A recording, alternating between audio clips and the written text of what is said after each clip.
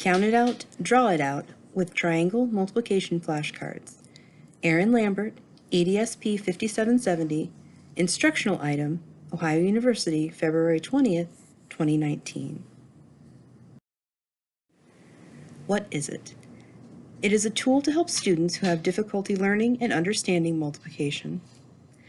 It is something different than flashcards and rote memorization, and it is a way for students to see the problem in front of them. Who does it help? It helps students who are having difficulty with multiplication. It helps students who are visual learners and need to see how the numbers are broken apart into groups. Students who benefit from using manipulatives to help them count groupings. And it helps students who enjoy sensory stimulation.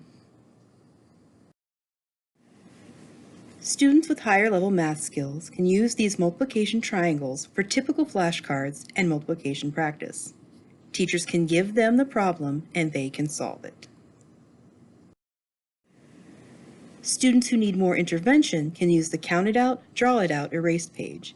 It is already pre-set up for a multiplication problem and has plenty of room for students to count on and/or draw on, depending on their learning style.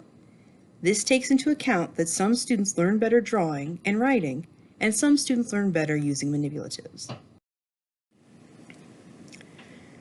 For the students who learn best using manipulatives, I have included a container of beans. There is a large enough portion that there will be enough to solve any problem with the basic facts. Also, for students who need sensory stimulation or who get frustrated doing math, running their hands through the beans can be calming. This is an example of a student who learns best using manipulatives and shows how the beans work.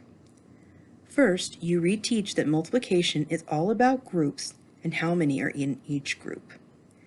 It will be explained to the students that the first number in the triangle is the number of groups we have. They will be instructed to draw a shape, circles shown here, representing how many groups. Then it will be explained to the students that the second number represents how many items are in each group. The students will be instructed to count out beans from the container and to put the appropriate number of beans in each circle. The students can then count up all the beans so they can see the answer. If the students prefer to draw rather than use manipulatives, they can utilize the same principles. The first number is the number of groups, and they will need to draw that number of shapes. Again, circles shown here. The second number they can use their creativity to draw. Smiley faces, stars, hearts, X's, etc., to represent the number of items in each group. Division is also on the back of the triangle flashcards. It is a way to extend the teaching, and it is to help the students understand that division goes along with multiplication and is also a breaking apart of numbers. Utilizing the erase sheet, you write out the problem for the students to see without the answer. Ask them to count out or draw out the first number. Show the students they now need to break apart that number into the number of groups they are dividing by. Students will then draw circles to represent the number of groups. Students will then count out or draw out how many should go into each group. Now they see the problem.